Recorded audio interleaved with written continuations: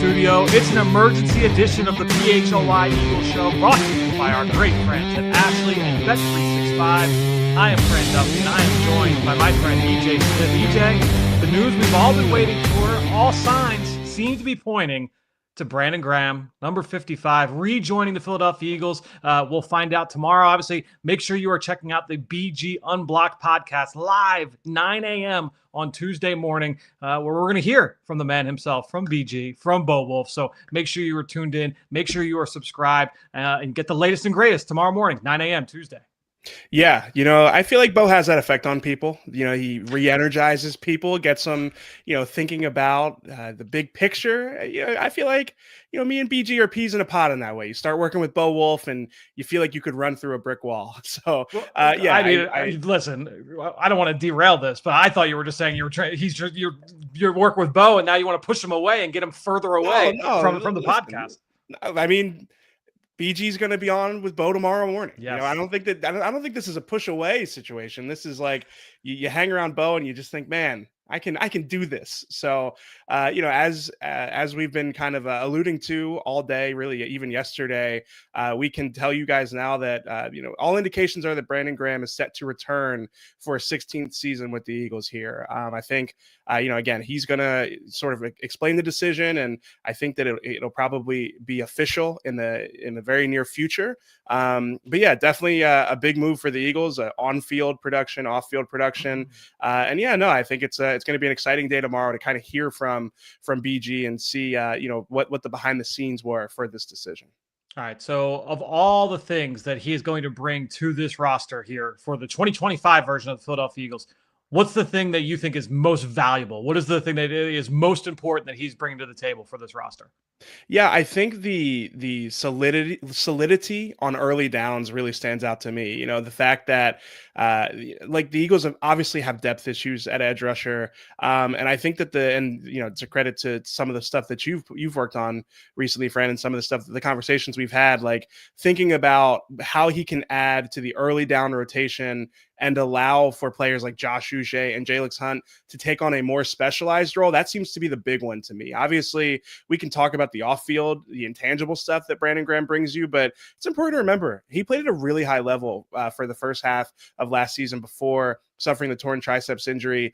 And really as a pass rusher, but again, he's always been that guy. I remember, growing up watching Brandon Graham, as like, even before he became like, the player that he is now, the significance that he is now, you always felt like he was just like very reliable down in and down out player. I think he was that for the Eagles last season. And I think that they really missed that this season. So I think, the thing that jumps out to me is like, man, I think that on early downs against the run, you feel a lot better about having him out there with Nolan Smith. Once Nolan Smith is back from injury, you just feel a lot better about the Eagles defensive front being able to contend against the run with those two guys out there.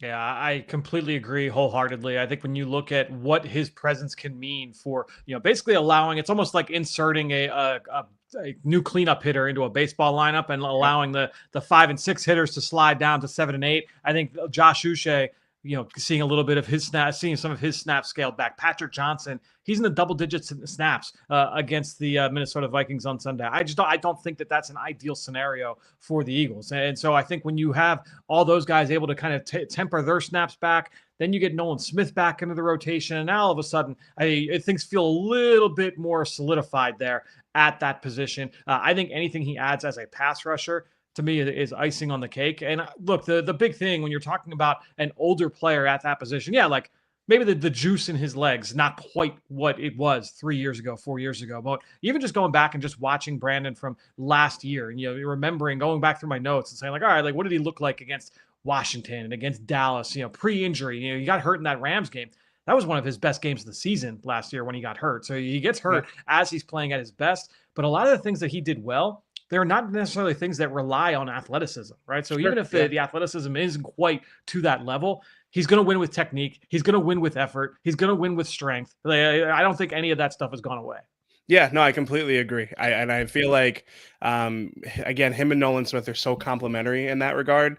And I mean, it's important to remember, like last season, Vic Fangio, BG came into last season expecting to have a pretty limited role, and Vic Fangio started playing him more and more. And kind of Yeah. like I remember Fangio saying, like, "Are you sure you want to retire? Are you sure you feel like this is your last season here, because you have a lot more left in the tank." And we saw Fangio lean on him more and more throughout that season. So yeah, I think, even if it is a dozen snaps a game, even if it's 12 to 15, in a rotational role, they really needed that. Especially, we saw Jahad Campbell getting put on the edge a lot on early downs. And I mean, I understand like facilitating Nakobe Dean to get on the field makes some sense to take advantage of that versatility. But again, I just think like the Eagles best 11 in their base defense. I think Brandon Graham could be a big part, or at least be a useful part in that rotation for sure. Shout out to Joseph Kavanaugh, now part of the supporters club and a new member. Make sure that you obviously become a supporter, but then also become a diehard. You can get some of the insight from EJ Smith. I just had an article that just went up tonight on the site as well, highlighting Devontae Smith's big performance on Sunday afternoon against the Minnesota Vikings, and we've got more to come, obviously, with this news impending here with Brandon Graham. EJ, you spoke with a number of players in the locker room after the game on Sunday. You spoke about it on the post-game show, but for those that may have missed it, it felt like most of the team was pretty coy about the possibility. Give us some insight what you got from the locker room. Yeah, I think there were definitely some sly smiles when you were asking about Brandon Graham. People, oh, really? Who? I didn't know about that, but I thought Jordan Mailata's quote was probably the best one, where he said, if he were to come back, heck yeah, let's say heck yeah, even though it's PHLY Eagle Show After Dark, let's keep it PG. And then he said, that's Uncle right there, Uncle OG. That's one of the most important pieces we had getting to the Super Bowl last year. So I think it would just add depth again and that pop. And then our friend Zach Berman, he asked Jalen Hurts about this, and Jalen sort of laughed it off and walked off the podium. But as he walked by Zach, on his way out off the podium, he said, we've got a locker stall waiting for him. And they do, because Darius Smith had that locker stall, and now it is just sitting and waiting for Brandon Graham to reclaim it there. So if this becomes official in the next couple of days, or the next 24 hours or so, I'm sure BG will have a lot of cologne to reestablish in that locker. I remember how messy his locker stall was. It probably won't take him long to reestablish that corner in the locker room. And honestly, like, talking about that does like kind of bring on like the next part of this, which is that his locker has long been like a place where you'll just see so many Eagles players congregate to.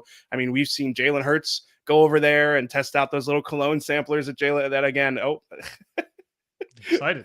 Oh no, see, this is a like great technology little bug there. Bo is going to love that. I know Bo is in the chat. Well, now the listeners will have to come back and see why we're laughing about my auto zoom on the camera here.